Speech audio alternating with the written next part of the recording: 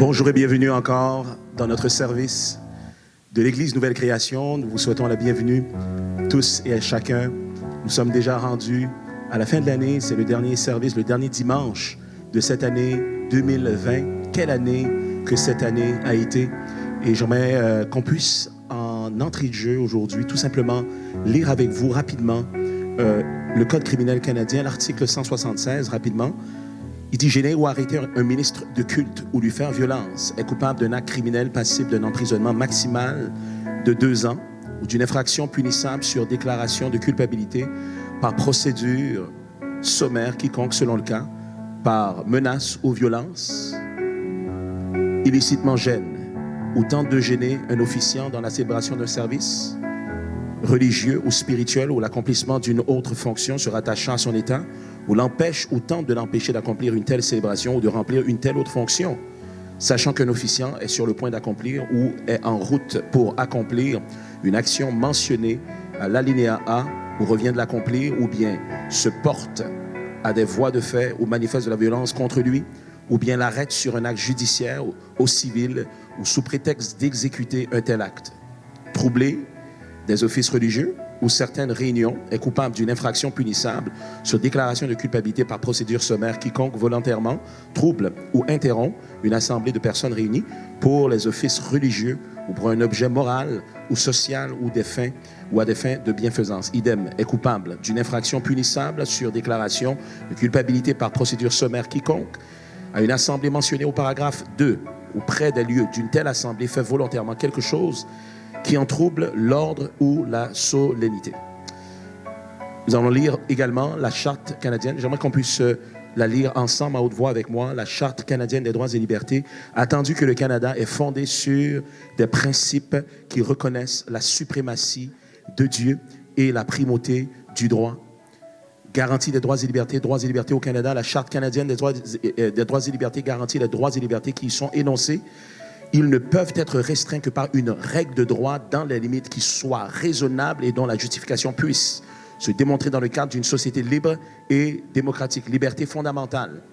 Chacune des libertés fondamentales suivantes: liberté de conscience et de religion, liberté de pensée, de croyance, d'opinion, d'oppression, d'expression, et y compris la liberté de presse et des autres moyens de communication, liberté de réunion pacifique, liberté d'association, droit à l'égalité.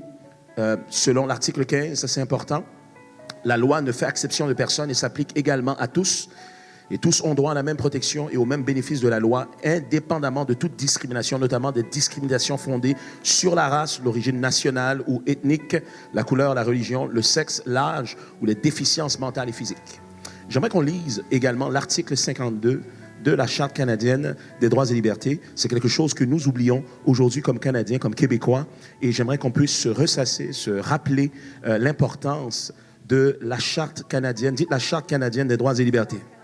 Un peu plus fort. La Charte canadienne des droits et libertés. Donc, dans l'article 52, il est dit ce qui suit: primauté de la Constitution du Canada.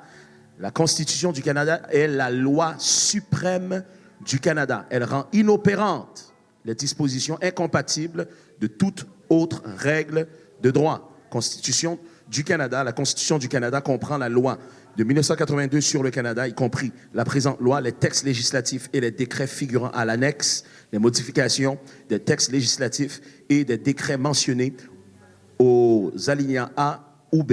Modification: la Constitution du Canada ne peut être modifiée que conformément au pouvoir conféré par elle. Qu'on dise un bon amen là-dessus. Donc aujourd'hui, on espère que vous puissiez vraiment être bénis, rejoints, touchés, encouragés, édifiés. Et avec vous, l'équipe de louanges, avec pasteur Maggie. Amen. Alléluia. Ceux qui sont dans la salle, est-ce qu'on peut accueillir le Saint-Esprit de Dieu?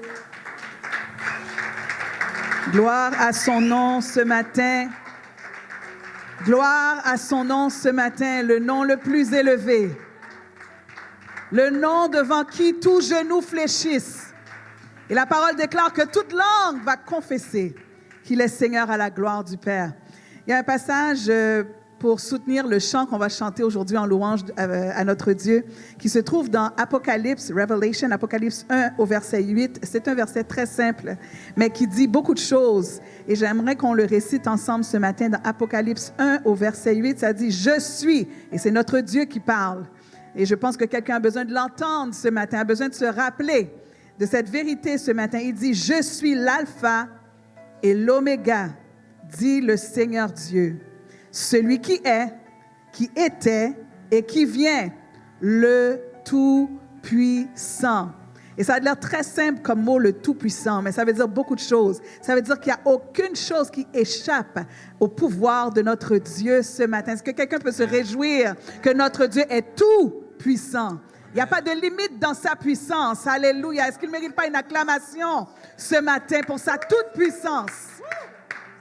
Sa toute-puissance. Alléluia. Il est tout-puissant.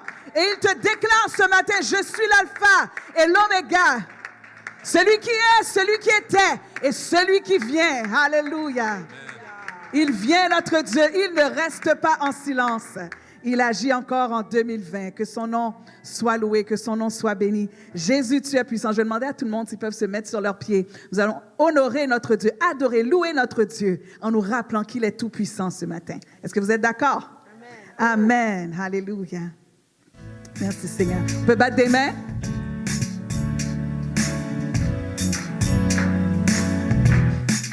Oh, le vainqueur de la tombe, le vainqueur de la tombe. Tu déplaces les montagnes, tu déplaces les montagnes. Jésus, tu es puissant.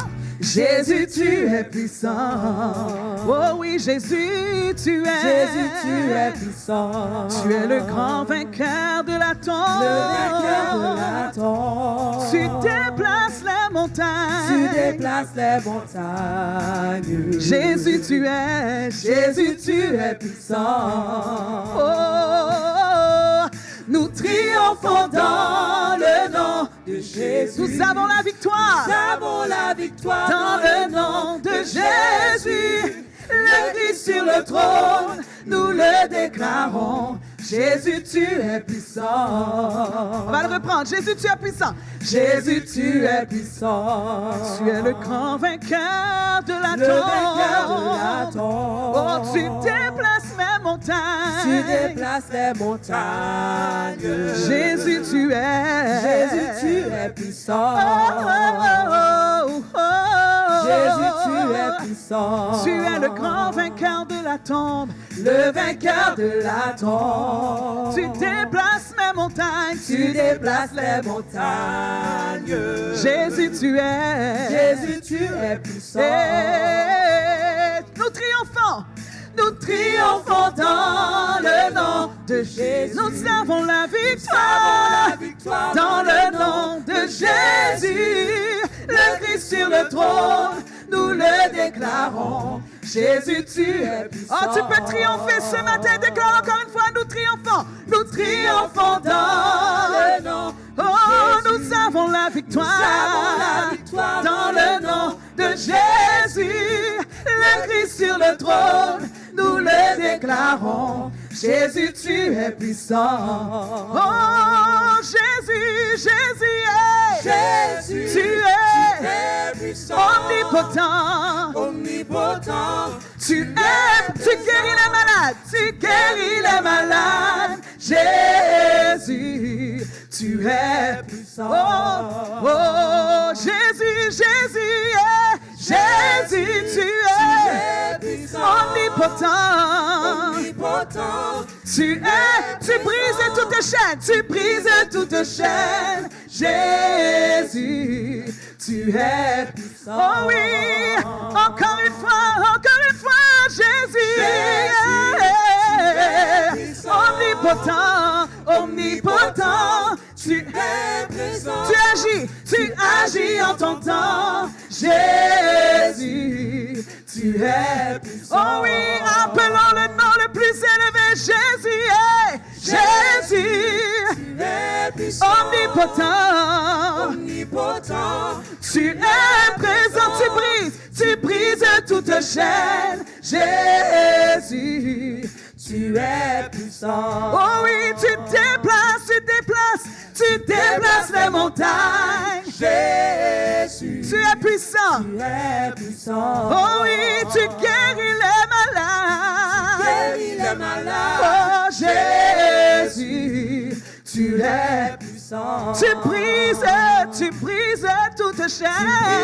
toute chaîne. Oh Jésus, Tu es puissant. oh oui, tu agis en ton temps, tu agis en ton temps. Jésus, Tu es puissant. Oh, nous triomphons dans le nom de Jésus. Nous avons la victoire dans le nom de Jésus. Le Christ sur le trône, nous le déclarons. Jésus, tu es puissant. Triomphe dans ce lieu ce matin, nous triomphons dans le nom de Jésus. Nous avons la victoire dans le nom de Jésus. Le Christ sur le trône, Nous le déclarons. Jésus, tu es puissant. Oh, alléluia. Il est sur son trône ce matin. Il règne. Est-ce qu'on peut l'acclamer? Il est puissant. Non seulement il est puissant, la parole déclare qu'il est tout puissant. Alléluia. Tu peux avoir quelques niveaux de puissance, mais notre Dieu est tout puissant. Alléluia. Rien n'échappe à son contrôle. Rien n'échappe à son pouvoir. Est-ce qu'on peut lui donner gloire encore une fois ce matin? Gloire à son nom. Gloire à son nom. À tout jamais. Je vais inviter Dr. Carlos pour qu'on puisse chanter ce deuxième chant avec vous qui dit « Quand je pense à l'infâme bois où Jésus a été crucifié, où ce qu'il a été meurtri pour moi, mon cœur s'écrie « Oh gloire !» au nom de mon Seigneur. Gloire à son nom à tout jamais. Et oui, je chanterai ses louanges à tout jamais. Gloire à ton nom, Seigneur. Est-ce que quelqu'un est comme moi ce matin et veut l'adorer? Merci, Seigneur. Gloire à toi, Jésus. Merci, Seigneur. Merci, Papa.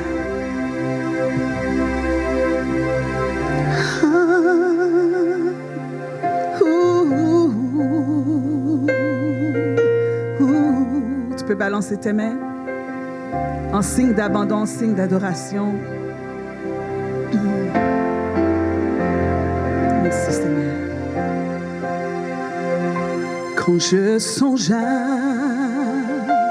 l'infâme bois où Jésus fut meurtri pour moi, je vois ses mains, ses pieds percés, le Sauveur au bois attaché. Son corps lié, de larmes trempées, dans le tombeau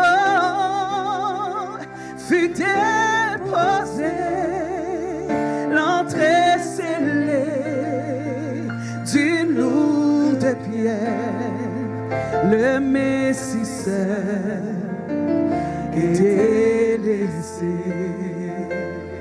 Alléluia. Oh, gloire au nom de notre Seigneur. Gloire à son nom, à tout jamais. Nous chanterons sans fin tes louanges. Oh, gloire à toi, oh Dieu. Mais au matin du troisième jour,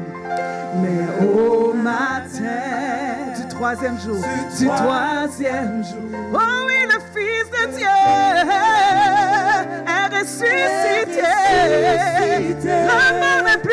La mort n'est plus, elle est vaincue. Les anges acclament Christ notre roi.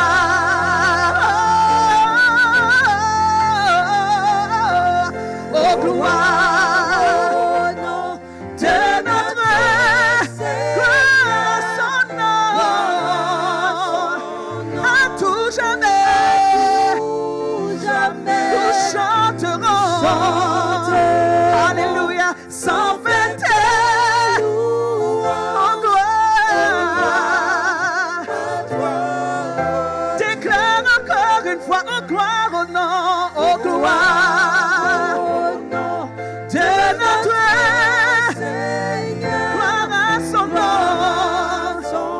Alléluia, à tout Jamais nous chanterons. tes louanges. Oh gloire, oh gloire. Toi, Dieu. Il reviendra.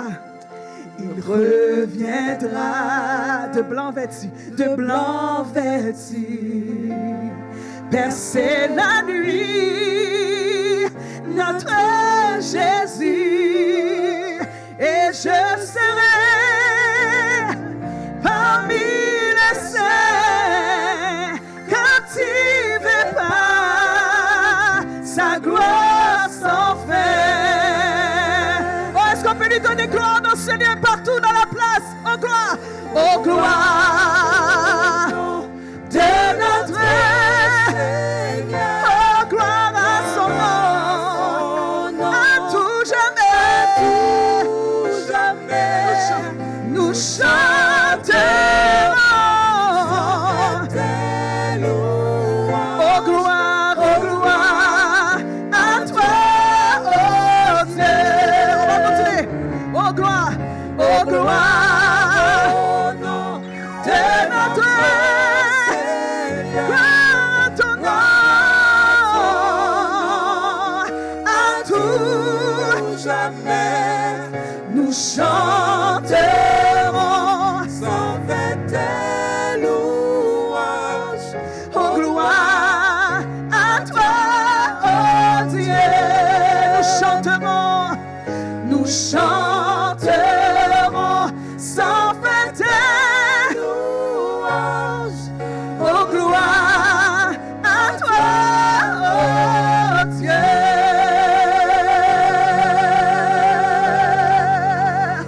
Alléluia. Nous chanterons sans fin ta louange, roi de gloire. Nous t'exaltons dans ce lieu ce matin. Nous nous prosternons devant toi, Seigneur. Alléluia. Merci, Seigneur.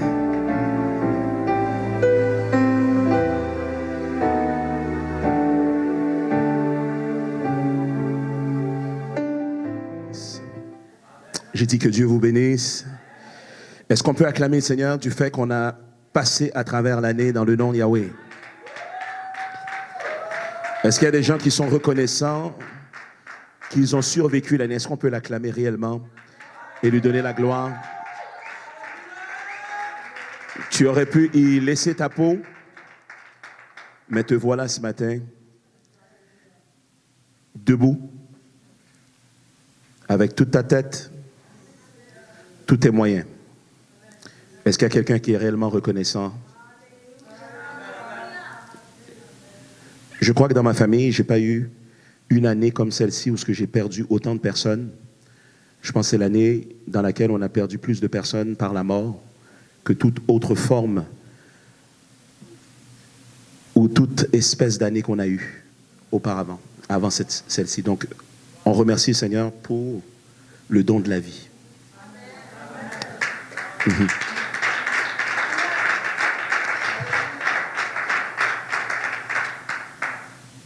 Aujourd'hui, j'aimerais, en guise de conclusion par rapport à cette année 2020, qui a été une année rocambolesque, une année trouble, une année de grands défis,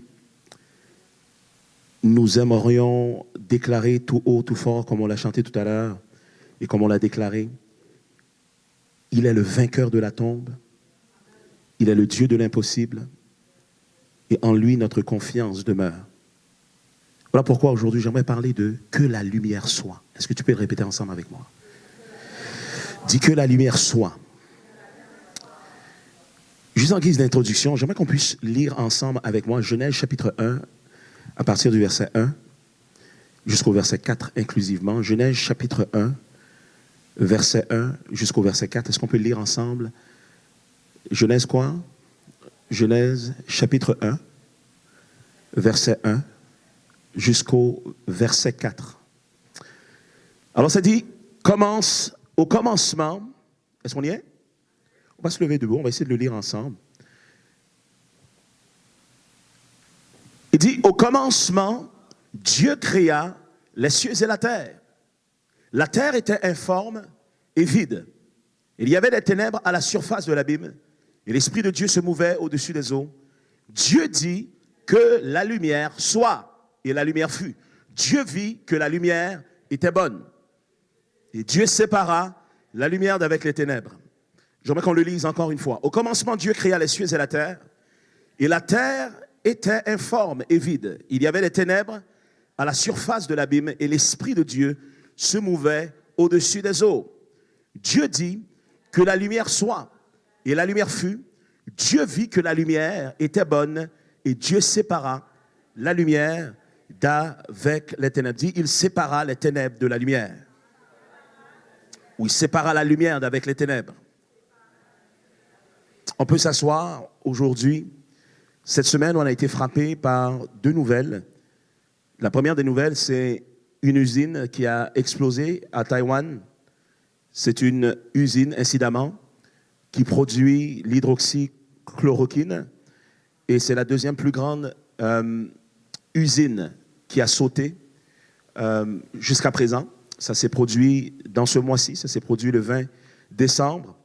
Et jusqu'à présent, on ne sait pas réellement la cause de cet incendie. On est encore dans des recherches, des investigations pour savoir pourquoi l'usine d'hydroxychloroquine, la plus grande, a sauté, cette deuxième.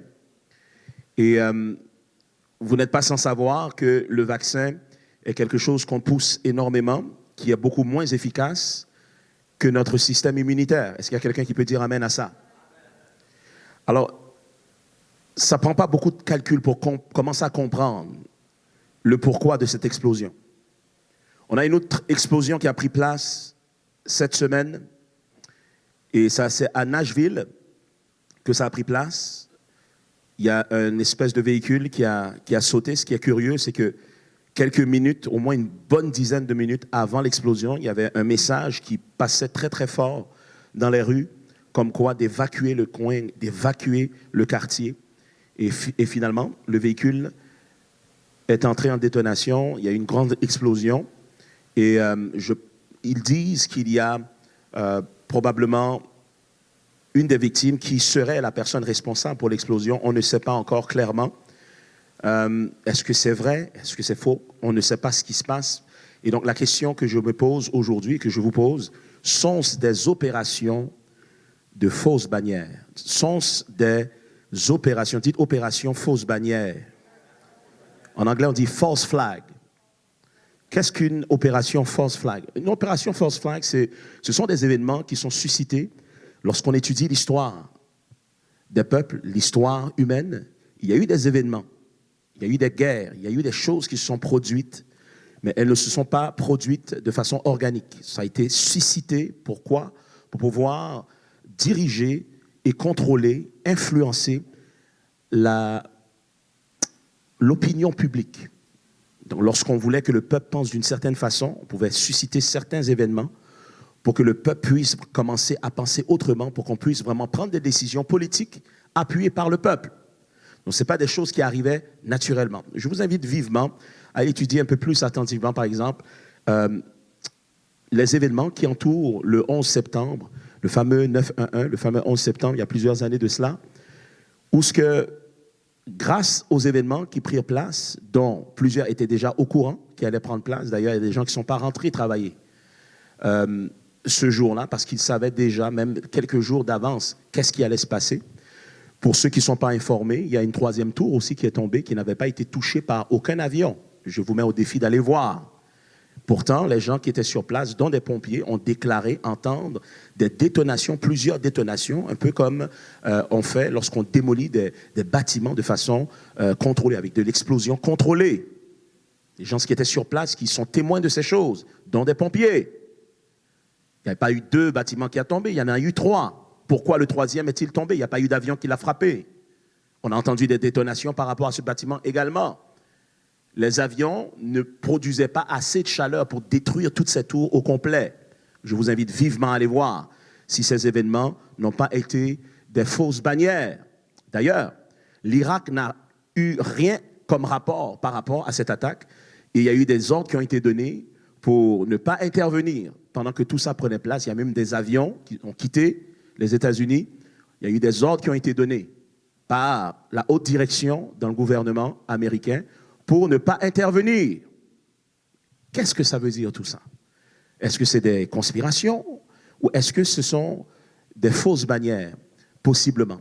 Je vous invite vivement à vous cultiver, à aller voir vous-même. Faites vos propres recherches pour voir si ce n'était pas une fausse bannière. Dites fausse bannière. Dites opération fausse bannière. Faux drapeau, fausse bannière, false flag. Ces explosions qui prennent place, est-ce que c'est des accidents qui ont pris place ou est-ce que ce sont des explosions criminelles ou des choses qui ont été suscitées artificiellement? Déjà, dans l'une des deux explosions, on sait déjà que c'était un acte criminel. Maintenant, ce serait intéressant de voir qui qu'on va blâmer. Tout comme lorsqu'on a blâmé l'Irak, il y a plusieurs années de cela, tandis que c'était l'Arabie Saoudite qu'il fallait aller voir. On voulait une guerre avec l'Irak. Donc, on a suscité des événements qui nous ont permis cette guerre. Est-ce que vous êtes là avec moi? Non, ne m'accusez pas de complotiste. Allez voir vous-même et décidez par vous-même. Touche quelqu'un, dis-lui, n'aie pas peur du savoir. Aie peur de l'ignorance. C'est l'ignorance qui tue. Est-ce qu'il y a quelqu'un qui peut combler le vide par une acclamation? Dis amen, amen et amen. Touche quelqu'un, dis-lui, la lumière n'est jamais le problème. Ce sont les ténèbres qui détruisent. Même la végétation ne peut pas progresser, ne peut pas évoluer sans l'action du soleil, sans ce qu'on appelle le phénomène de la photosynthèse. La lumière est la vie. La Bible déclare dans Jean chapitre 1, verset 1, ceux qui le connaissent avec moi peuvent le déclarer sans même aller regarder dans vos Bibles. La Bible déclare, il dit, au commencement était la parole était avec Dieu et la parole était Dieu. La Bible déclare, en elle était la vie et la vie était la lumière des hommes. On a besoin de lumière pour vivre. Et cette lumière n'est non seulement physique, mais on a besoin de la lumière spirituelle pour vivre. Quelqu'un devrait dire amen bien fort ce matin. On vient de lire Genèse chapitre 1, à partir du verset 1 jusqu'au verset 4. Et la Bible déclare, au commencement, Dieu créa les cieux et la terre. Mais avec un peu de recherche, j'ai découvert que dans le verset 2, lorsque la Bible déclare la terre était informe et vide, j'ai découvert que le mot était, c'est le mot aya en hébreu. Dites aya. Et aya veut dire devenir. H-A-Y-A-H. Devenir. Donc, en d'autres termes, la terre est devenue informe et vide. Qui nous laisse comprendre que lorsque Dieu créa la terre, il n'avait pas créé la terre comme une masse informe et vide. Mais il y a eu un événement, il y a eu quelque chose qui s'est produit dans cette création qui fait en sorte que le verbe qui est utilisé est le verbe devenir. Dites devenir. La terre est devenue informe et vide. Et les ténèbres à la surface de l'abîme. Et l'Esprit de Dieu se mouvait au-dessus des eaux. Cette année a été une année qui a révélé que la terre connaît encore une situation ténébreuse, une situation difforme, une situation dépourvue et vide de sens. Déclare à ton voisin, le Covid est plus un cas vide de plus en plus qu'on avance. Le plus qu'on regarde cette chose attentivement, le plus qu'on réalise qu'il y a un virus, mais il n'y a pas vraiment de pandémie. La Bible déclare, lorsque la terre est devenue informe et vide, il y avait des ténèbres à la surface de l'abîme et l'Esprit de Dieu se mouvait. Et aujourd'hui, nous avons une situation sur terre où dans plusieurs assemblées, l'Esprit de Dieu se meut. L'Esprit de Dieu est là. La présence de Dieu est là. Soit pendant les chants, pendant les prières, soit pendant le message. Mais en réalité, malgré que l'Esprit de Dieu est là présent, la situation est encore confuse. Beaucoup ne voient pas la lumière. Beaucoup ne comprennent pas réellement ce qui se passe dans notre monde. Beaucoup constatent les ténèbres. Beaucoup constatent le vide. Beaucoup constatent le chaos. Le mot ici en hébreu c'est tohu bohu. C'est tohu bohu. Qui veut dire un chaos parfait, un chaos total. Nous sommes en chaos politique, chaos social, Mais la plus grande tragédie, c'est que nous sommes dans une confusion et un chaos spirituel. Si seulement l'Église était en mesure de voir ce qui se passe au-delà de la difformité de cette situation, au-delà des ténèbres qui nous sont imposées, déjà nous pourrions voir une transformation. La Bible nous fait savoir que l'Esprit de Dieu est en train de vibrer. C'est le terme en hébreu. Est en train de vibrer, émettre une vibration dans la situation. Mais malgré cela, la situation n'avait pas changé. Parce que ça prend, n'est-ce pas, la jonction, ça prend la fusion de la présence de Dieu avec une claire parole prophétique pour qu'on voit la situation être transformée. La Bible déclare, il dit que la lumière soit. Et dès qu'il a déclaré que la lumière soit, la lumière s'est manifestée. J'aimerais vous avancer aujourd'hui que nous avons une génération qui n'a pas encore clairement entendu la voix de Dieu pour sa génération par rapport à cette circonstance.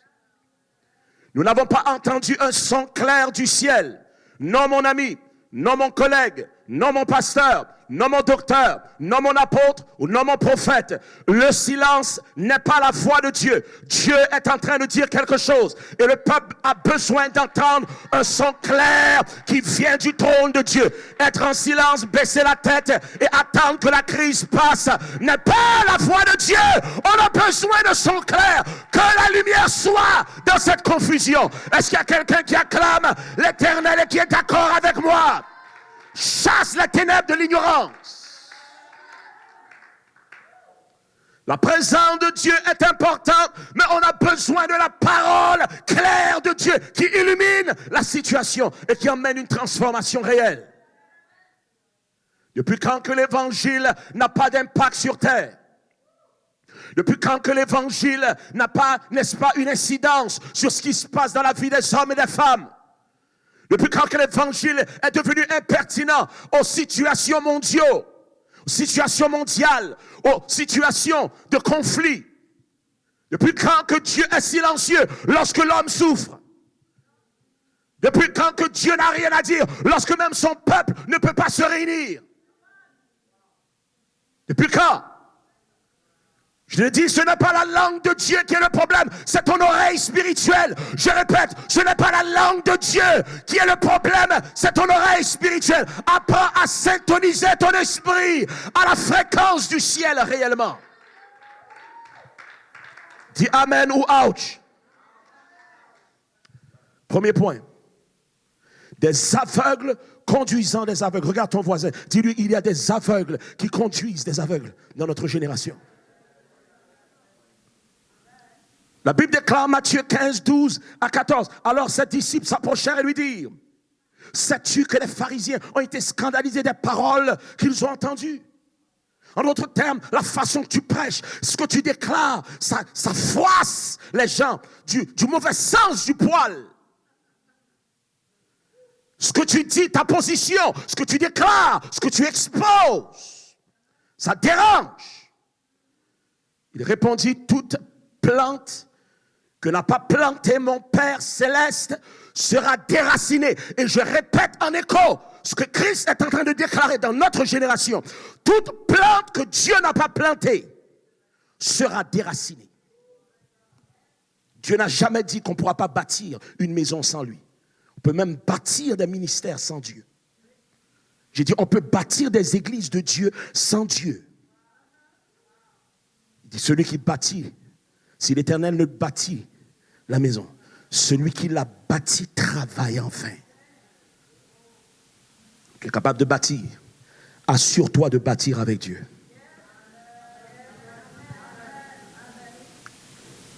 Jésus va dire à ces pleurnichards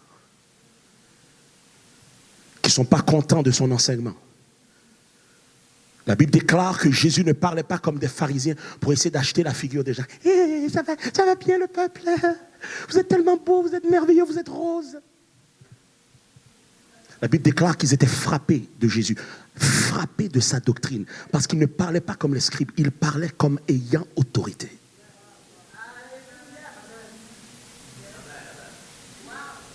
Quand tu cherches à plaire Dieu, et servir le peuple et non l'opposé. La façon que tu t'adresses n'est pas pour gagner des acclamations ou des apports ou un appui du peuple.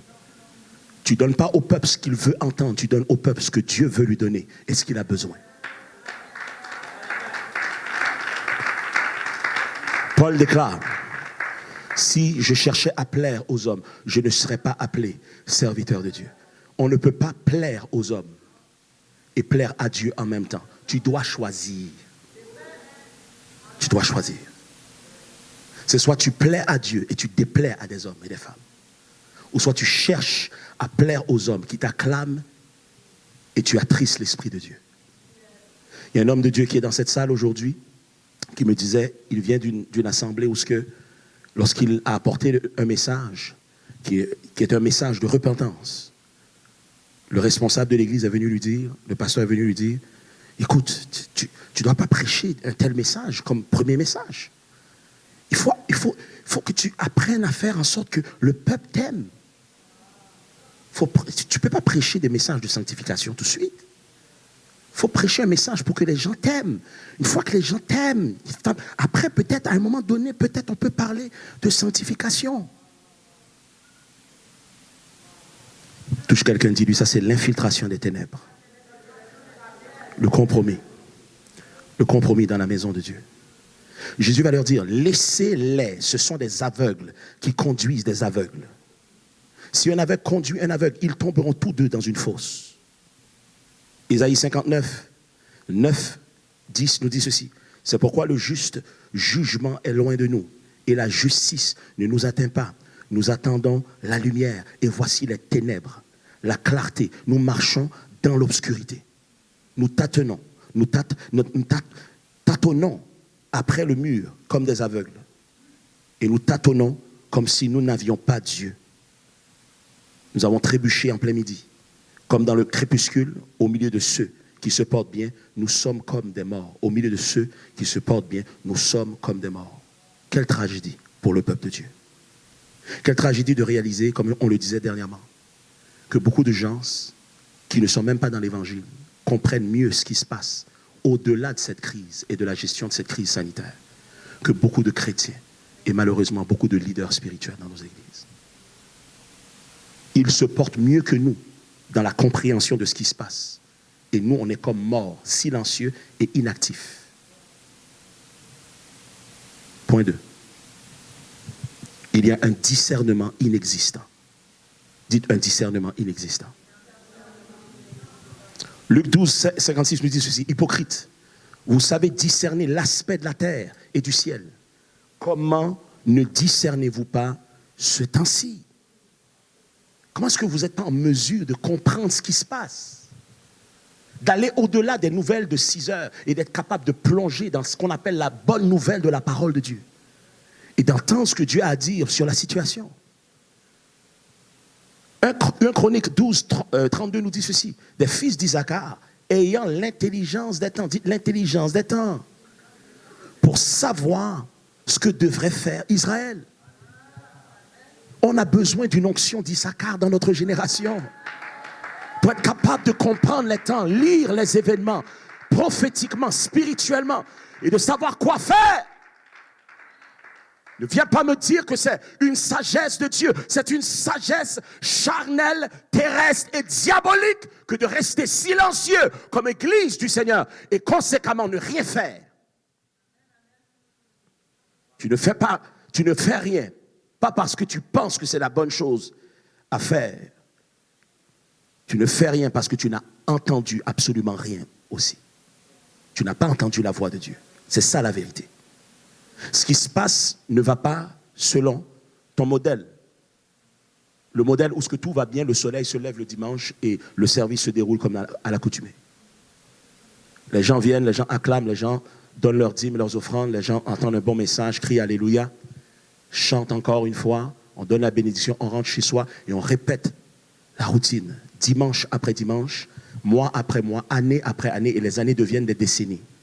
Et tant que rien ne vient déranger cette économie des choses, la façon d'opérer, eh bien tout va bien. Mais tout comme cet homme qui a blâmé les disciples de Jésus-Christ en disant, j'ai prié à tes disciples de chasser le démon de mon fils, qui le pousse à l'automutilation, à l'autodestruction, au suicide. Et ils n'ont pas pu le faire. Et Jésus va leur dire, c'est à cause de votre absence de foi. Est-ce que vous savez qu'aujourd'hui, on développe des systèmes qui fonctionnent? Les disciples avaient chassé des démons, ils avaient eu du succès, mais là, ils sont tombés sur une situation atypique, où ils avaient besoin d'entendre la voix de Dieu. Et ils n'ont pas pu l'entendre, ils n'ont pas pu opérer dans la foi, parce que la foi vient de ce qu'on entend. Ce qu'on entend vient de la parole de Christ. On n'a pas de foi aujourd'hui, on a de la prétention, et peut-être même, tout au mieux, de l'espoir, de l'espérance, mais on n'a pas la foi, parce que pour avoir la foi, il faut entendre un réma. Romains 10, 17 nous dit, la foi vient de ce qu'on entend. Ce qu'on entend vient de la parole de Christ. Dites parole de Christ. Oh, un peu plus fort que ça, dit parole de Christ. Le mot parole ici, c'est réma de Christ. La foi ne vient pas du logos, ça vient d'un réma. Tu as besoin d'entendre la voix de Dieu te parler pour que la foi émerge. La Bible déclare, la foi sans les œuvres est morte. Bien-aimé, l'Église du Québec est morte. L'Église du Québec est morte. Et elle est en train de s'éteindre de plus en plus. Qui veut dire la manifestation externe de sa réalité interne est en train de se manifester sous nos yeux. L'assistance des services virtuels baisse. De plus en plus de gens luttent avec la dépression, la déprime, des pensées suicidaires dans nos églises. Des gens qui avaient laissé d'anciens péchés sont retournés dans leurs vieilles pratiques. Les plus forts essaient de tenir le bout, mais ils ne sont pas si solides qu'avant. Et les pasteurs font comme si tout va bien. Tout ne va pas bien. Tout va archi mal. Tu penses que c'est en restant en silence comme des lâches que cette situation va se corriger? Tu penses que c'est en restant inactif que Dieu va faire ce que tu es appelé à faire en son nom? Nous avons besoin de l'intelligence d'Issachar, des fils d'Issachar, pour comprendre les temps. Est-ce qu'il y a quelqu'un qui est d'accord avec moi ici? Jean 9, 39 à 41, il dit, puis Jésus dit, je suis venu dans ce monde pour un jugement. Écoutez bien, pour que ceux qui ne voient point voient et que ceux qui voient deviennent aveugles. Quelques pharisiens qui étaient avec lui et ont entendu ces paroles lui dire, nous aussi, sommes-nous aveugles? Sommes-nous aveugles? Sommes-nous aveuglés? Jésus leur répondit, si vous étiez aveugles, vous n'auriez pas de péché. Mais maintenant vous dites, nous voyons, c'est pour cela que votre péché subsiste.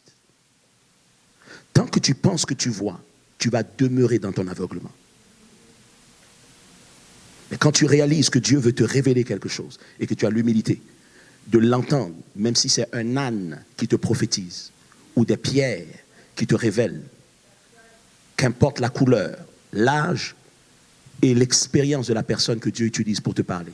Quand Dieu parle, tu as intérêt à écouter. Parce que Dieu ne va pas s'adapter à ta façon que tu veux l'entendre. Au contraire, la gloire de Dieu, c'est de cacher les choses. Dieu va se cacher, peut-être même à travers un enfant, pour te parler. Et malheur à toi si tu rates le jour de ta visitation. Acte 13, 36 nous dit ceci. Or David, après avoir en son temps servi au dessein de Dieu, est mort, a été réuni à ses pères et a vu la corruption, c'est-à-dire son corps s'est dégénéré. Et puis il déclare, après avoir en son temps servi au dessein de Dieu. J'aime la version anglaise. C'est-à-dire, for David, after he had served his own generation, by the will of God, fell on sleep. Chaque génération a un défi à relever. David avait Goliath. Gédéon avait cette armée innombrable à faire face. Moïse avait Pharaon et les Égyptiens. Chaque génération a un défi à relever et doit apprendre à servir sa génération de la bonne façon. Ce que Dieu a fait dans l'ancienne génération n'est plus valide pour nous aujourd'hui, parce que ce n'est pas les mêmes ennemis qu'on a aujourd'hui, les mêmes réalités. Donc ça prend une habileté pour entendre Dieu nous donner sa créativité pour dealer avec ce qu'on doit dealer dans notre génération. J'aurais espéré un amen ici. Est-ce que nous sommes en train de servir notre génération comme Dieu l'avait prévu avant la fondation du monde? Est-ce que moi, est-ce que toi, est-ce que nous sommes en train de relever comme David et de servir notre génération selon la volonté de Dieu et non selon la nôtre ou notre perspective? Point 3. Dites une obscurité dépassée. Les ténèbres des païens ont été dépassées par les ténèbres des croyants. Je le répète. Les ténèbres des païens ont été surpassées par les ténèbres des croyants et des chrétiens. Matthieu 6, 22 à 25 nous dit ceci. L'œil est la lampe du corps. Si ton œil est en bon état, tout ton corps sera éclairé. Hello, corps de Christ. J'ai dit hello, corps de Christ. Nous sommes le corps de Christ. La Bible nous donne une analogie. Si l'œil est éclairé, tout le corps va bien. Mais si l'œil qui est à la tête, dit leadership, ne voit pas clair, ne voit pas bien, tout le corps est dans les ténèbres. Mais si ton œil est en mauvais état, tout ton corps sera dans les ténèbres. Si la lumière qui est en toi est ténèbres, combien seront grandes ces ténèbres? Quand tu ne connais pas Jésus, tu quittes les ténèbres du monde, tu viens à Christ. Ça, c'est un niveau de ténèbres. Mais lorsque par la charnalité, l'endurcissement de cœur, et j'en passe toutes les opportunités charnelles auxquelles on adhère, fait en sorte que notre œil ne voit plus clair, que notre leadership est aveugle, qu'ils ne peuvent plus voir la volonté de Dieu. Ce qui arrive, c'est que tout le corps est dans les ténèbres. Et ces ténèbres vont dépasser les ténèbres du monde duquel on sort.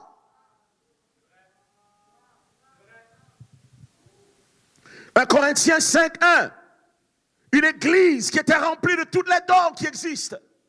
Mais la Bible déclare qu'ils étaient remplis de toutes les impuretés sexuelles qui existent également.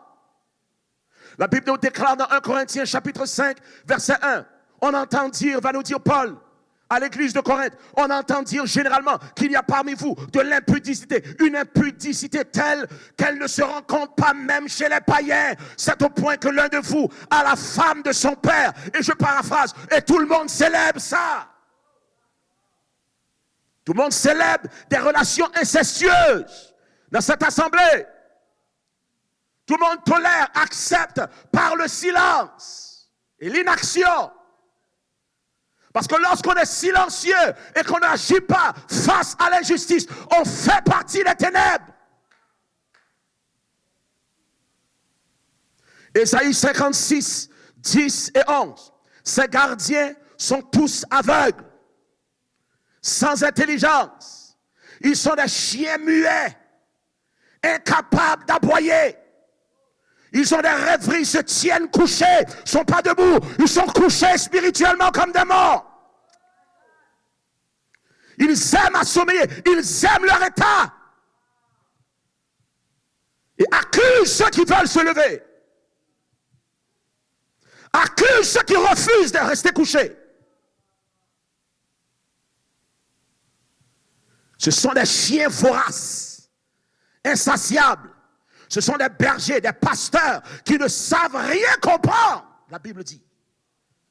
Tous suivent leur propre foi, chacun selon son intérêt, jusqu'au dernier. Est-ce qu'il y a quelqu'un qui peut m'acclamer le Seigneur pour cette vérité imparable? Cette vérité immuable. Dans notre génération, ce verset est activé pour notre génération. C'est véridique pour aujourd'hui. On ne peut éluder la véracité de ce qu'on vient de lire. 1 Pierre 4, 17. car c'est le moment où le jugement va commencer par la maison de Dieu. Or, si c'est par nous qu'il commence, quelle sera la fin de ceux qui n'obéissent pas à l'évangile de Dieu? Vous savez pourquoi? Qu'il y a de plus en plus de scandales qui éclatent. Un, parce que Christ l'avait déclaré. Ça a été prophétisé. Moi-même, je me souviens, les messages de fin d'année de 2018, messages de fin d'année 2019, on vous disait, vous allez être choqués d'entendre les types de ministères qui tombent, les types de scandales qui éclatent, les types d'églises qui sont obligées de fermer, des gens qui tombent subitement morts. Parce que Dieu est en train de juger son peuple. Cette fois-ci, il n'y a pas eu d'amen. Il y a juste eu très réfléchi et très profond. J'ai senti ce dans tes entrailles. Dites Alléluia. Écoutez, le jugement n'est pas quelque chose de négatif pour tous. Parce que pour celui qui souffre et qui a semé avec l'âme pendant plusieurs saisons, c'est un jour de jugement aussi, c'est un jour de justice. Lève la tête, la moisson s'en vient. Oh, tu as porté la semence avec l'âme, mais c'est avec un chant d'allégresse que tu reviens avec les gerbes sous les bras. Est-ce qu'il y a des personnes qui attendent le jugement et l'équité du Seigneur? Ou est-ce qu'il y a des personnes qui ont de l'assurance le jour du jugement? Ils n'ont pas peur parce qu'ils savent qu'ils ont mis des bonnes semences. Oh, déclare, Seigneur, active ton jugement de bénédiction et de moisson dans ma vie. Acclame l'Éternel et commence à festoyer pour l'année 2020 et l'année 2021 qui s'en vient avec la réponse. Dire Alléluia une fois bien fort. Oh, dire Alléluia une deuxième fois. Tu n'es pas en train de l'acclamer réellement. Adore-le, donne-lui la gloire qu'il mérite. Donne-lui une louange qu'il mérite. Sans restriction. Convainc ton âme. Déclare mon âme, bénis l'Éternel. Et que tout ce qui est en moi bénisse son Seigneur. Je me réjouis de tes jugements. Tes lois ne sont pas pénibles. Que quelqu'un dise Amen. Numéro 4. Les yeux ouverts par l'apostolique. Les yeux ouverts par l'apostolique. Encore une fois. Je vais vous dire quelque chose. L'homme change, mais la parole de Dieu demeure éternellement. Ce que Dieu établit, l'homme ne peut pas l'enlever. L'homme peut déchirer la Bible. Mais la parole de Dieu n'est pas une Bible, n'est pas un livre. C'est l'Esprit de Dieu.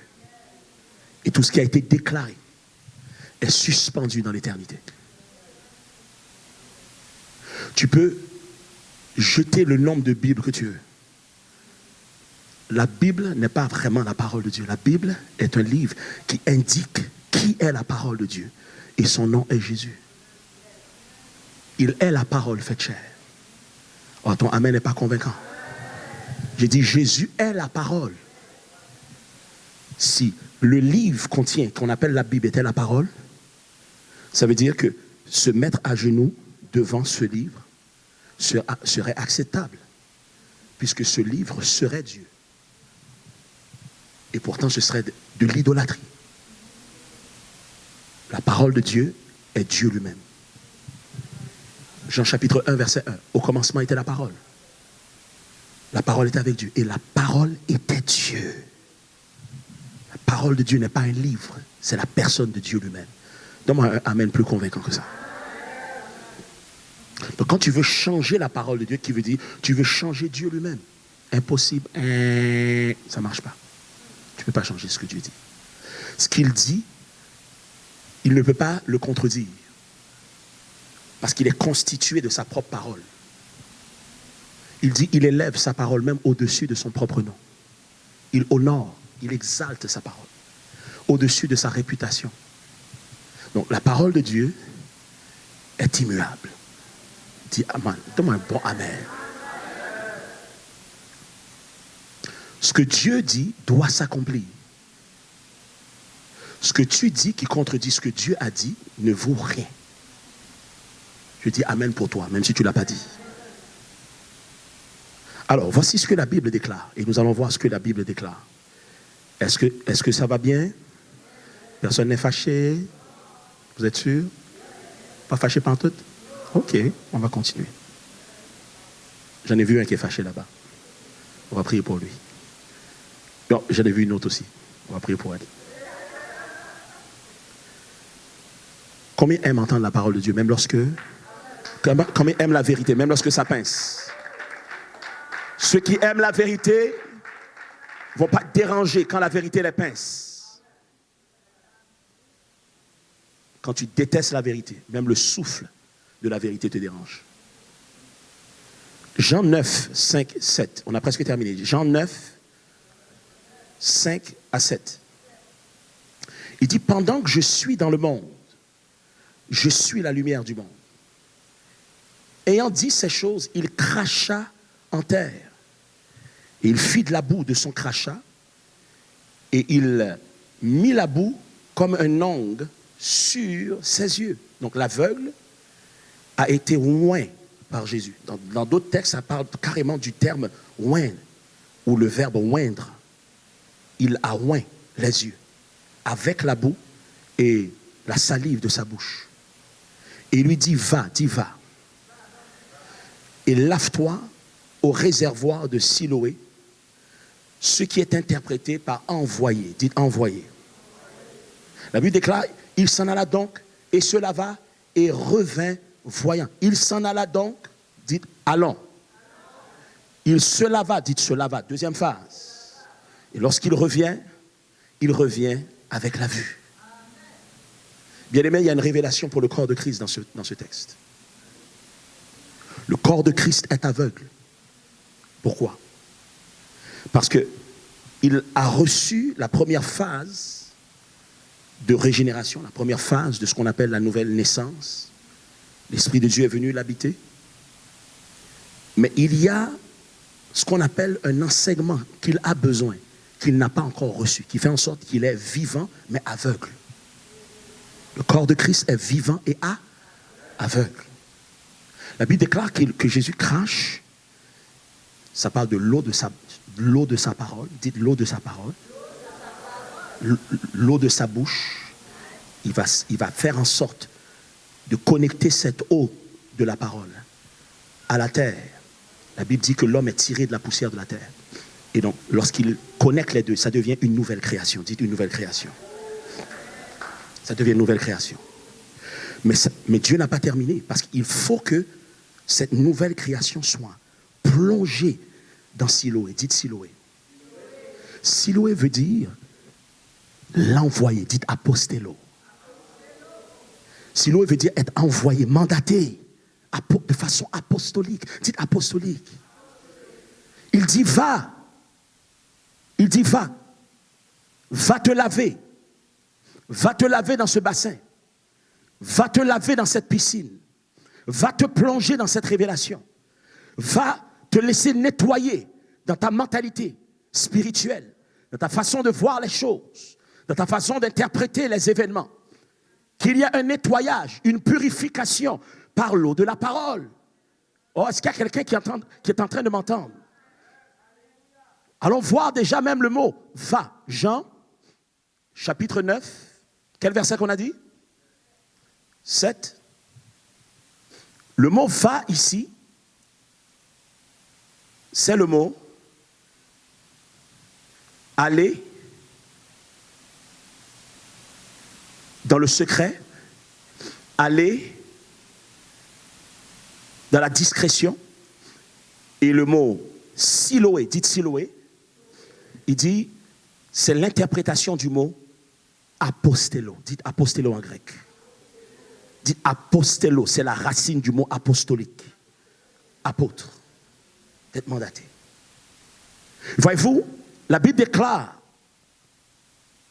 dans Éphésiens 5, 25, 27. Marie, aimez vos femmes comme Christ a aimé l'Église et s'est livré lui-même pour elle, afin de la sanctifier par la parole. Il dit, après l'avoir purifiée par le baptême d'eau. Mais en anglais, ça dit, ça nous donne une autre version. Est-ce qu'on peut le mettre en anglais, s'il te plaît? Est-ce qu'on peut le lire ensemble? Le verset 26. Ensemble. That he might sanctify and cleanse it with the washing of water by the word. By the word. Qui veut dire, l'Église est en train d'être lavée pas par le baptême d'eau, mais par l'eau de la parole elle-même. Et lorsque cette Église, l'Église est en train d'être baignée, d'être lavée dans la parole, ensemble, l'Église est plongée dans la parole. Dites dans l'eau de la parole. La Bible déclare dans le verset 27, qu'est-ce que ça dit en français? Lorsqu'elle est lavée dans l'eau de la parole, afin de faire paraître devant lui cette Église glorieuse, sans tache, ni ride, ni rien de semblable, mais sainte et irrépréhensible. Bien-aimés, nous avons besoin de retourner à Siloé. Nous avons besoin de nous laisser plonger dans la piscine de la révélation de l'apostolat, la doctrine des apôtres. On doit retourner à ce que les apôtres prêchaient vraiment. On doit retourner à ce qu'ils déclaraient, ce qu'ils enseignaient, ce qu'ils faisaient, ce qu'ils opéraient, ce qu'ils manifestaient. Est-ce qu'il y a des gens qui veulent retourner à Siloé afin que nous puissions commencer à revoir comme Christ veut que l'Église voie réellement? Acclame l'Éternel si tu es en route vers Siloé dans le nom de Yahweh. C'est la seule façon que l'Église de Christ va voir. Ton enseignement détermine ton discernement. Un mauvais enseignement te gardera loin du discernement. Quelqu'un va dire, mais on est déjà dans la doctrine des apôtres. Faux! Nous avons quitté la doctrine des apôtres. On a quitté Siloé depuis bien longtemps. On est une nouvelle créature, aveugle. On ne voit pas de la façon que l'Église primitive voyait. L'Église primitive voyait une Église qui devait devenir remplie de la gloire de Dieu. Une Église qui devait secouer le peuple. Une Église qui devait faire de chaque nation des disciples. Une Église qui partait dans le monde, chassait les démons, guérissait les malades. Est-ce qu'il y a quelqu'un qui je parle? Ressuscitait les morts. Une Église qui avait un impact dans sa société. Pas une Église silencieuse et morte qui fait semblant d'être sage à cause de sa lâcheté. Acte 2, 42. Il persévérait dans l'enseignement des apôtres. Il se plongeait dans Siloé. Les ingrédients du réveil sont là. Dans Actes chapitre 2. Les ingrédients de la réforme sont là. Il ne venait pas simplement à l'église. Il n'écoutait pas simplement les enseignements pastoraux ou les enseignements doctoraux ou les prédications d'évangélistes. Il ne se satisfaisait pas simplement à entendre des prophéties. Il persévérait dans l'enseignement des apôtres. L'enseignement apostolique réel. Et puis il déclare dans la communion fraternelle, dans la fraction du pain et dans les prières. Il persévérait, il se sauçait, se marinait dans cet enseignement. Quand tu ne peux pas être en contact avec l'enseignement des vrais apôtres et rester aveugle et inactif, impossible. Impossible. En fait, ton inaction est une preuve que tu n'as pas été plongé dans Siloé.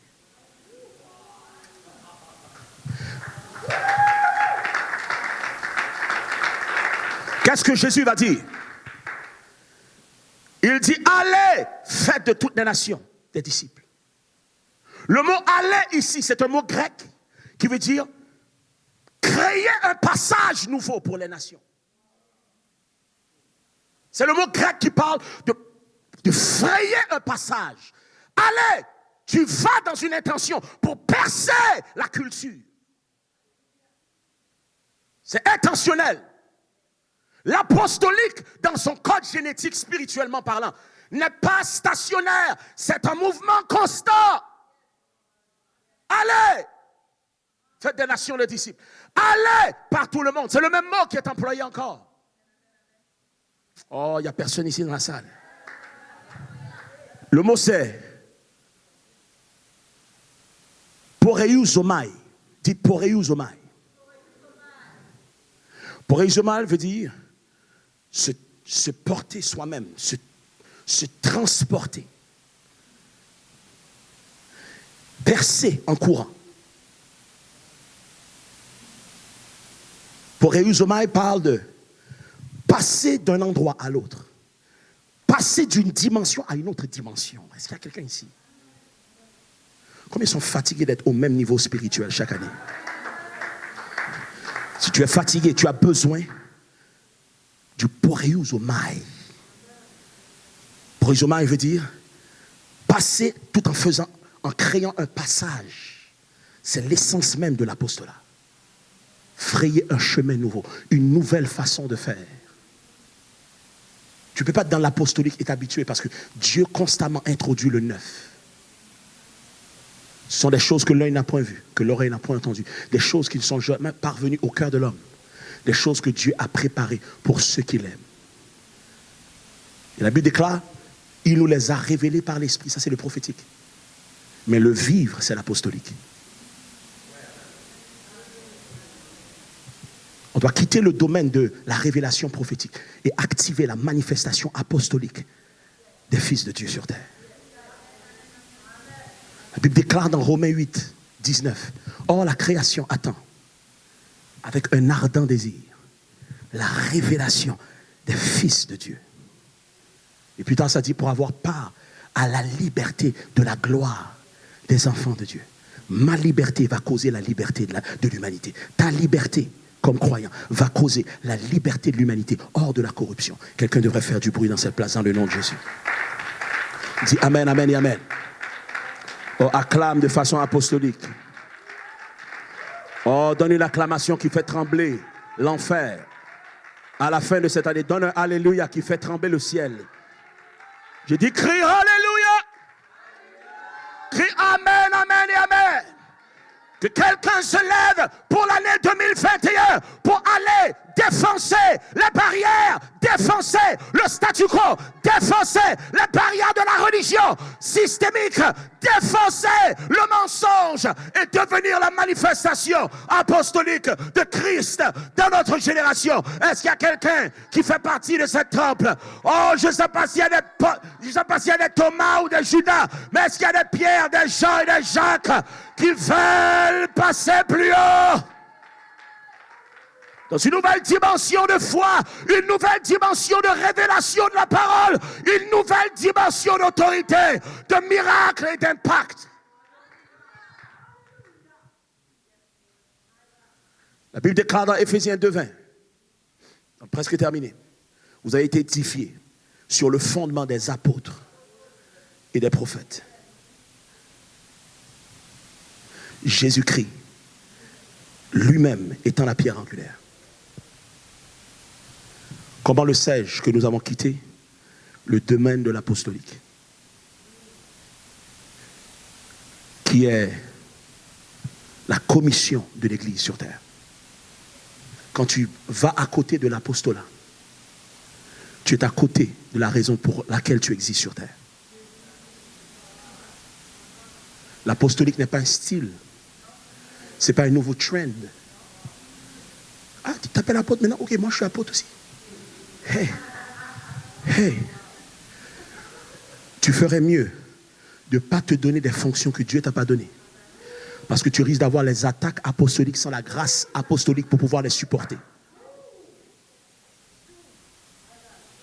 Si tu n'es pas apôtre, ne dis pas que tu es apôtre. Parce que tu vas recevoir des attaques de la trempe d'apôtre sans la couverture apostolique et la grâce d'un apôtre pour pouvoir les supporter. L'apôtre connaît tellement le prix à payer que souvent il accepte son appel avec combat. Tout comme Paul, c'est un appel à la souffrance. Toi, tu penses que c'est un appel à l'argent? Ah oui, un apôtre, c'est le premier à être honoré. Mon ami, c'est le dernier à être compris. C'est le dernier à être compris et appuyé. C'est le dernier à être supporté habituellement. C'est drôlement silencieux tout d'un coup. Un apôtre réel n'est pas le premier à être reconnu. Souvent, c'est le dernier. Quelquefois, c'est les générations qui vont le succéder après sa mort qui vont comprendre son message. C'est le dernier. Oui, mais c'est parce que c'est attribué au mot proton dans 1 Corinthiens chapitre 12, verset 28. La Bible déclare, il a donné premièrement les apôtres, proton. Ça veut dire premier à manger du bâton. Premier à essuyer les crachats. Parce que son message n'est pas populaire. Son message est paradoxal, c'est contradictoire au statu quo religieux de son temps. Un apôtre amène la voix de Dieu et la manifeste de façon tangible et pragmatique. Dans son époque, sa vie devient la voix même. Ce n'est pas juste qu'est-ce qu'il dit, c'est la façon qu'il vit, qui est un message. Et ce message contredit tout ce qui est statu quo, tout ce qui est système des hommes. Oh, c'est drôlement silencieux.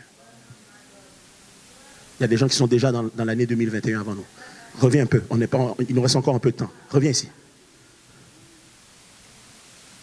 Un apôtre est le premier, c'est le fondement. Vous êtes édifiés sur le fondement des apôtres et des prophètes. Ce n'est pas l'éloge des mains que tu reçois, c'est d'être piétiné par l'ignorance et l'incompréhension des gens d'abord. Tu es le premier à le vivre. Parce qu'un apôtre perce, et c'est lui qui prend la pression, tout comme la tête d'une flèche qui perce une paroi.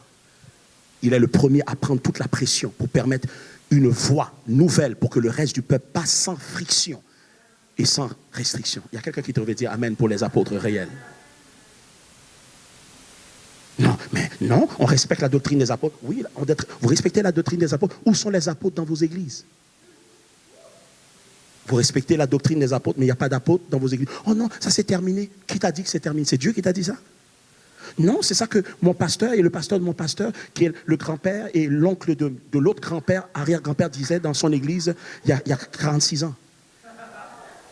Alors, tu répètes, tu régurgites des mensonges sans toi-même aller voir quel est le verset qui valide cette soustraction du plus important ministère du Nouveau Testament dans nos églises. Et vous mettez en place, vous honorez les ministères importants, mais les moins cruciaux et qui ne sont pas fondamentaux comme les ministères des pasteurs et des évangélistes. La Bible déclare dans Éphésiens 2,20, c'est ta Bible qui le dit, pas la mienne. Ce n'est pas la mienne seulement qui le dit, ta Bible te le dit aussi. L'Église est édifiée. Elle peut être édifiée en d'autres termes, elle peut être fortifiée. Elle peut croître de niveau en niveau, en force et en autorité, à condition que non seulement Jésus fait partie de la fondation spirituelle de l'Église, mais les vrais apôtres et les vrais prophètes.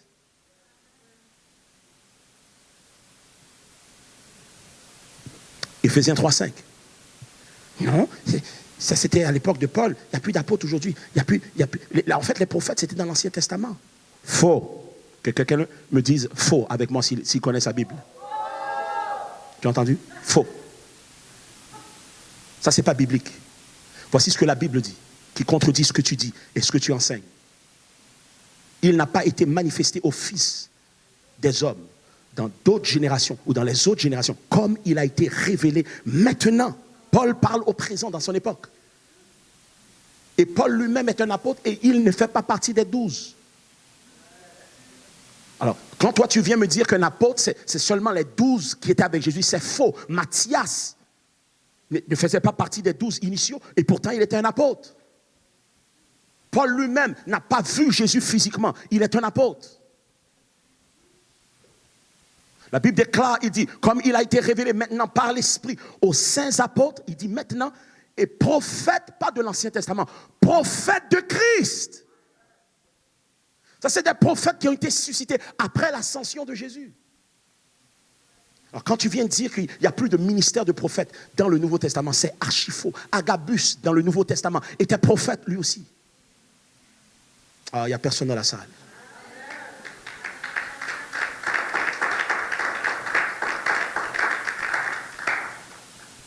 Éphésiens 4, 11, 13. Je termine avec ceci, on va continuer la semaine prochaine, qui se trouve à être l'année 2021.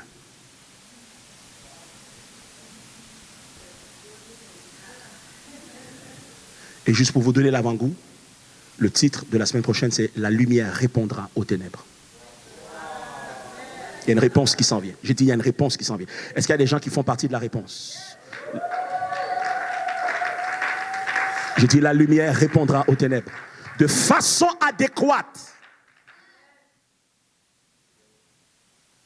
Je vous ai dit, il y a une raison pour laquelle il y a tellement de scandales. 1, parce que Dieu est en train de juger son peuple. Mais 2, parce que Dieu est en train de faire lever la lumière. Quand la lumière s'élève à l'intérieur d'une génération, le plus que cette lumière émerge, le plus que tout ce qui est caché dans les recoins est en train d'être exposé. Quand vous êtes dans une relation et vous voyez que la personne vous répond tout laid du jour au lendemain, tout va bien, puis tout d'un coup, la personne vous répond comme si c'était Dracula lui-même. Il ne faut pas être effrayé. C'est que ta lumière est en train d'exposer son cœur. Il ne peut même pas s'empêcher. Il faut que sa nature soit révélée. Ah, est-ce qu'il y a des gens à qui je parle ici? Est-ce qu'il y a des gens qui ont remarqué ça? Mais Pichou, on a toujours été amis depuis qu'on est jeune. On a grandi ensemble. Je taillis, je vais t'arracher en face. Ça, c'est ta lumière qui jaillit. Quand Dieu expose ces gens-là, ne va pas les remettre dans ta vie. Est-ce que tu es cinglé? Dieu a fini d'exposer la laideur de ce qui était caché pendant des décennies, depuis que tu connais Pichou depuis l'âge de 5 ans. Et tu ne savais pas que c'était Dracula ou Draculette? Draculette, c'est la version féminine. Draculette. Quand Draculette se manifeste, laisse aller Draculette. Dis Amen. Aux toilettes, Draculette. Dites aux toilettes, Draculette. Quand Dieu nettoie ta vie et enlève les déchets spirituels, laisse les déchets à l'extérieur de ta vie, dans les vidanges, là où ils ont leur place. La lumière est en train d'émerger dans l'Église. Ça s'appelle le jugement de Dieu. La Bible dit, vous ne savez pas que vous jugerez les anges? Le mot ange parle de messager.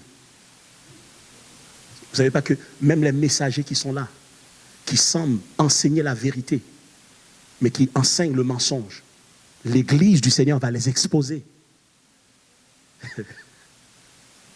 La Bible déclare, vous ne savez pas que vous allez juger le monde. Jugez pas dans le sens de condamner, jugez dans le sens d'exposer ce qui est bon, ce qui est faux. C'est drôlement silencieux aujourd'hui.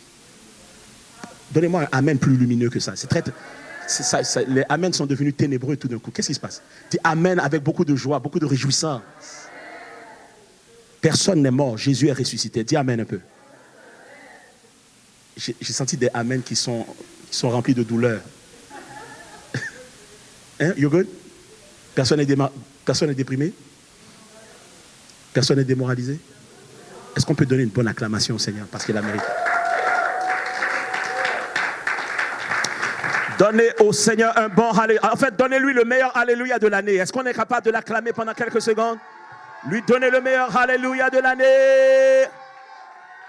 My God, est-ce qu'il y a des victorieux dans cette place?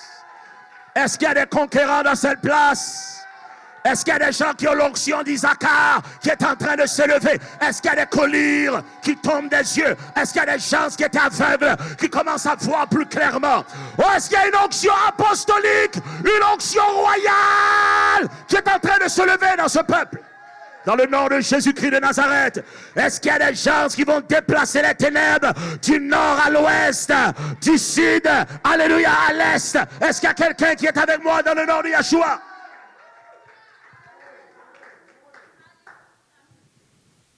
Je dois terminer. Éphésiens 4, 11, 13. Restez debout.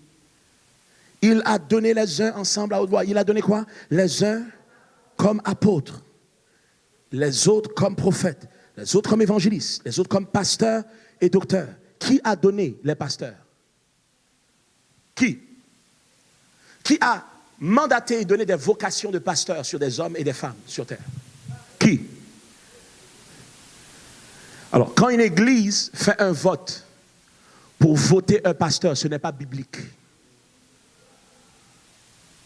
Ce n'est pas le peuple qui fait du pasteur un pasteur. Le pasteur est pasteur depuis avant même le ventre de sa mère. Ton vote ne va pas changer son appel. Tu peux le voter hors de l'église, il est encore pasteur selon Dieu.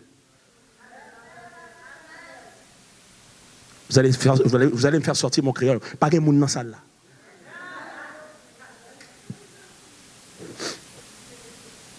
Qui est celui qui a donné la vocation aux évangélistes? Qui est celui qui a donné, selon le texte, la vocation des apôtres? Qui est celui qui donne l'appel aux prophètes en tant que prophète? Dieu. Le même Dieu qui a fondé les pasteurs, qui a établi les évangélistes, qui a fondé même le ministère des enseignants, c'est le même Dieu qui a établi les apôtres et les prophètes d'abord. Le même. Comment est-ce qu'on peut choisir quels ministères sont actifs aujourd'hui et assassiner les autres parce qu'on a décidé de le faire par notre ignorance? Comme si on était élucidé. C'est l'ignorance et c'est un affront à la vérité que de décider de croire que les ministères les plus importants sont les ministères les plus inexistants dans l'Église. C'est une aberration. Voilà pourquoi que l'Église est aveugle. Parce que les prophètes sont là pour voir. L'Église n'a pas de prophète, donc l'Église ne voit rien, même dans cette crise. Voilà pourquoi que l'Église n'est pas active. Elle ne va pas, parce qu'elle n'a pas de généraux qu'on appelle les apôtres pour pousser l'Église et le sens militaire spirituel de l'Église, d'activer la milice spirituelle à l'intérieur de l'Église pour qu'elle se lève pour catapulter, décapiter les dominations et les autorités dans sa génération. On a une Église molle, faible, parce que les ministères fondamentaux ont été crucifiés par la décision de l'homme. La Bible déclare qu'il a donné ces 5. Dites 5. Quels sont-ils? Les apôtres, les prophètes, les évangélistes, les pasteurs et les docteurs qui sont des enseignants. Tu peux même être un enseignant, tu peux même être docteur selon la Bible sans avoir de doctorat. Quelqu'un peut avoir un doctorat mais il n'est pas un enseignant. Ce n'est pas un papier qui fait qui tu es. C'est qui Dieu dit que tu es, qui fait qui tu es. Tu peux étudier comme tu veux. Si tu n'es pas appelé dans le ministère, même si on te donne tous les titres, jusqu'à archibishop, de l'archi-hyper-bishop, ça ne va rien changer. Si Dieu ne t'a pas appelé, il ne t'a pas appelé, tu n'as pas l'onction pour. Tu trouves un dépanneur, mais laisse l'église de Jésus en repos, dans le nom de Yahweh. Des gens qui font de la maison de mon père une caverne de voleurs. Que Dieu, en 2021, les fouette hors du temple, au nom de Jésus.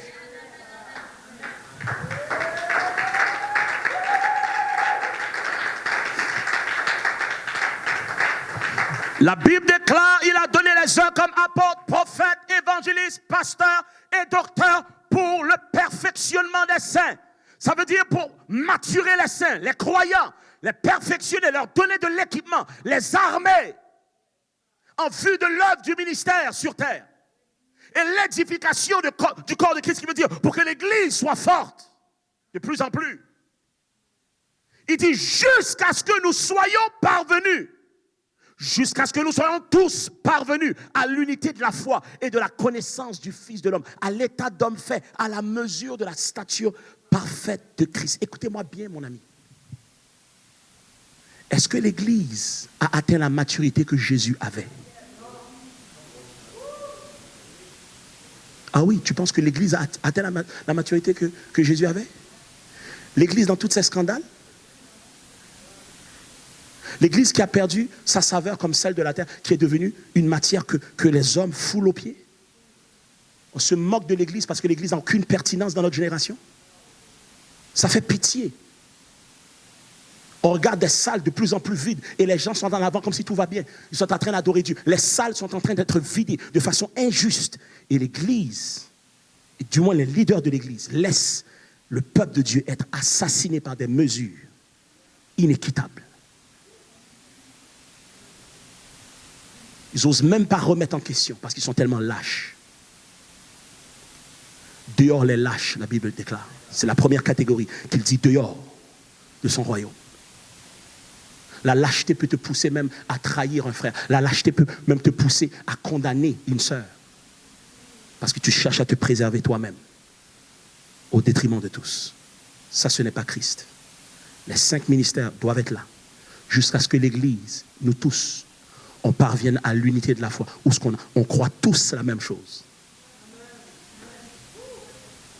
Tant que cette réalité ne prend pas place, on a besoin des 5 ministères, incluant les apôtres et les prophètes.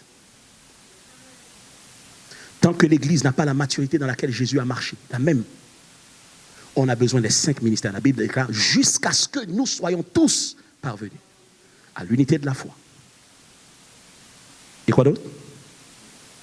Et la connaissance du Fils de Dieu, à l'état d'homme faible, d'homme mûr, spirituellement parlant, à la mesure de la stature parfaite de Christ. Qui veut dire, nous sommes appelés à refaire toutes les miracles que Jésus a fait. Toutes, sans exception. Marcher sur les eaux, oui, marcher sur les eaux, même sur l'air, s'il le faut. Mais t'es fou, non? C'est toi qui es fou de ne pas croire à la parole de Dieu. Arrête de faire semblant que tu crois, t'es croyant. La Bible déclare dans Jean 14, 12, il dit, celui qui croit en moi fera les œuvres que je fais et il en fera des plus grandes parce que je m'en vais au Père. Le temps est terminé de théoriser. Le temps est terminé de parler bien français. Le temps est venu pour proclamer la vérité et manifester la vérité. Est-ce qu'il y a quelqu'un qui comprend avec moi que le royaume de Dieu ne consiste pas en parole mais en puissance? Est-ce qu'il y a une génération qui va se lever avec des paroles fortes mais des œuvres puissantes? Crie Alléluia! Acclame l'Éternel si on parle de toi dans le nom de Yahweh. Élève ta voix. Élève ta voix. Petite musique appropriée. Nous allons prier maintenant. Que la lumière soit dans nos vies. Que la lumière soit dans l'église de Montréal. Dans l'église du Québec. Pensez que l'église du Québec est arrivée au statut que Dieu veut? L'église du Québec est en arrière du plan de Dieu. Comparativement à ce que Dieu est en train d'opérer dans plusieurs autres pays, l'église du Québec est en arrière spirituellement. L'église du Québec n'est pas ma référence. L'église du Québec n'est pas mon inspiration. L'église du Québec ne m'inspire pas ce que je vois dans les Écritures. On est aveuglé. On est lâche.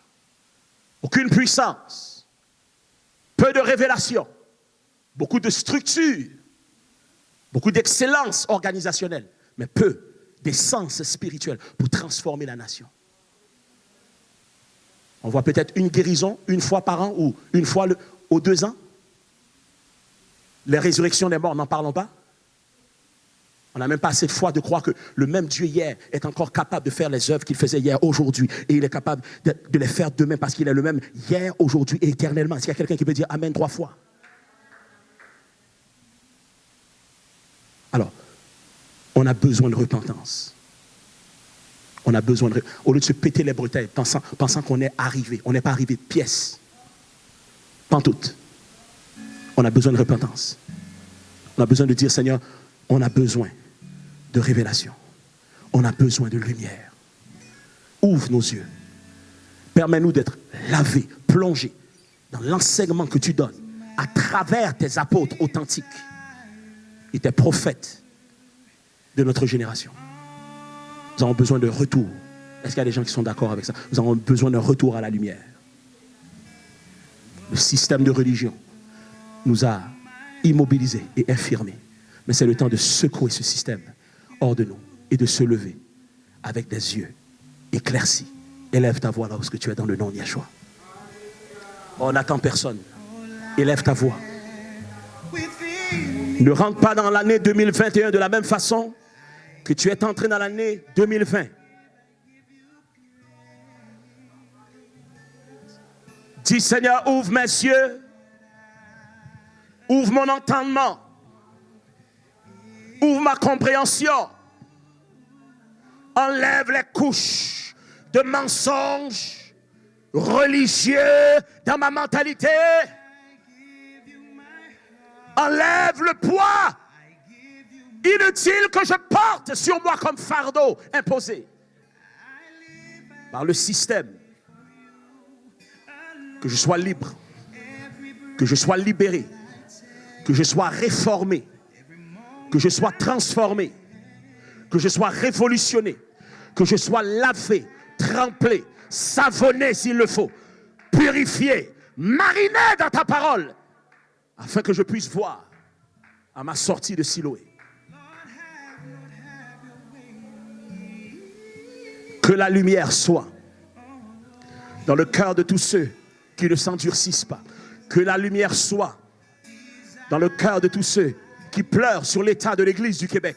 Que la lumière soit dans la vie de tous ceux qui ne sont pas satisfaits de leur position ou de leur niveau dans leur pèlerinage dans la foi. Que la lumière soit dans le nom de Yahweh. Réveille-toi, toi qui dors. Relève-toi d'entre les morts. Et Christ sera ta lumière. Christ sera ta lumière. Nous déclarons dans le nom de Yahshua qu'il y a une révolution maintenant dans le nom de Yahweh. Le Seigneur n'a pas besoin d'une masse pour emmener une transformation. Il a juste besoin de 2-3 personnes réformées, révolutionnées par l'Esprit Saint et la parole prophétique et apostolique de Dieu pour leur génération.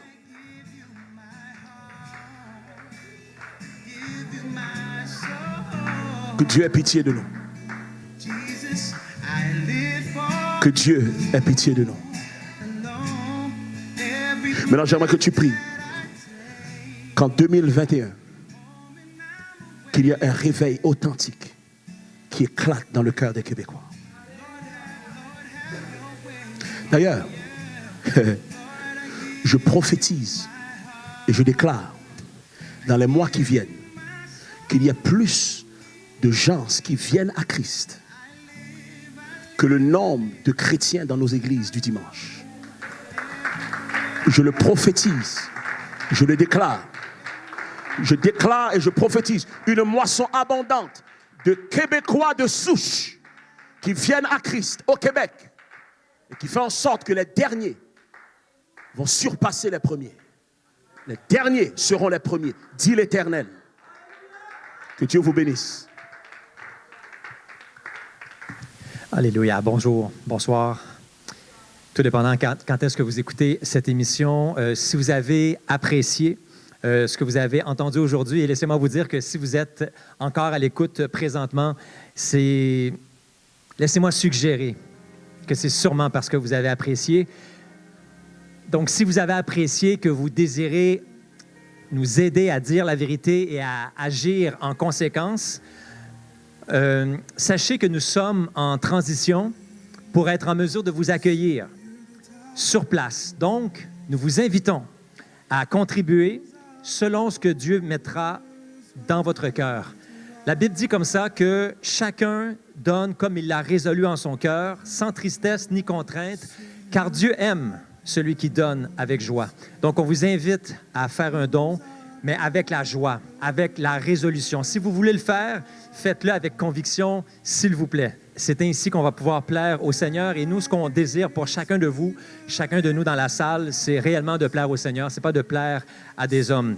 Donc, si vous voulez faire ce geste, poser ce geste concret pour l'avancement de ce que Dieu est en train de faire dans notre société présentement, eh bien, vous pouvez aller sur notre site Internet à www.shekinahcentral.com et vous allez pouvoir voir 5 options pour donner. Une d'entre elles, c'est de faire un virement bancaire à don, D-O-N-S, à commercial shekinahcentral.com. Et une autre, c'est d'envoyer un texte-message, le mot « Give », au numéro de téléphone suivant, le 867-675-0690. Donc, on vous remercie d'avance pour votre générosité. Nous aimerions rester en contact avec vous. C'est un désir sincère que nous avons dans notre cœur. Maintenant, si vous voulez rester en contact avec nous, nous vous invitons à aller sur notre site Internet, dans l'onglet « Accueil », à remplir votre fiche de correspondance. Ça va nous permettre de pouvoir vous envoyer des courriels promotionnels, des courriels concernant nos événements, des courriels concernant de l'information qu'on veut vous véhiculer, ainsi que parfois quelques textes-messages pour vous rappeler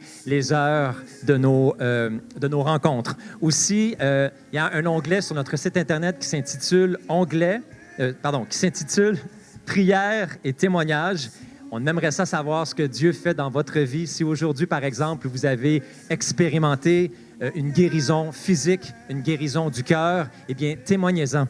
Ne gardez pas ça pour vous. Rendez gloire au Seigneur. Venez dire, écrivez, prenez le temps de le faire. Vous pouvez aussi le faire sur nos plateformes médiatiques, à travers notre page Facebook, par exemple, l'Église Nouvelle Création, même à travers le site Internet aussi. Mais aussi, il y a d'autres plateformes médiatiques que nous avons. Laissez-moi quelques secondes pour les trouver. On a aussi notre page Instagram, Église Nouvelle Création, et notre chaîne YouTube, le ministère Shekinah. Sur notre chaîne YouTube, d'ailleurs, vous allez pouvoir aller visionner des enseignements qui ont été dispensés récemment. On a un site Internet sur lequel on veut attirer votre attention qui s'intitule « Informé et libre ». On vous invite à aller vous inscrire immédiatement pour pouvoir recevoir les courriels appropriés, mais aussi pouvoir consulter l'information qu'on dispense à partir, c'est des analyses qu'on fait à partir de sites gouvernementaux, par exemple, avec de l'information que tout le monde peut constater. Il y a des éléments aussi concernant la Charte canadienne. Il y a plusieurs documentations très pertinentes qu'on vous invite à aller consulter pour être informé et demeurer libre dans notre société canadienne. Il y a un programme qu'on a mis sur pied qui s'intitule Goshen. Excusez-moi, j'ai l'éclairage en plein visage, donc j'arrive plus à lire. Donc, un programme qui s'intitule Goshen. De la façon que les choses vont présentement, nous pouvons, avec l'effondrement de notre économie auquel nous sommes en train d'assister, il est plus que probable que sous peu, même de la nourriture va être difficile de trouver dans nos tablettes, surtout à l'heure que nous vivons présentement, où ce n'est plus l'individu qui qualifie ce qui est essentiel pour lui, mais c'est maintenant notre gouvernement qui qualifie pour nous ce qui est essentiel. Si un jour le gouvernement venait à dire que la vitamine D, par exemple, n'est pas essentielle, comme on a pu le voir dans les CHSLD lors de la période du printemps, laissez-moi vous dire que vous allez être content d'avoir fait des réserves.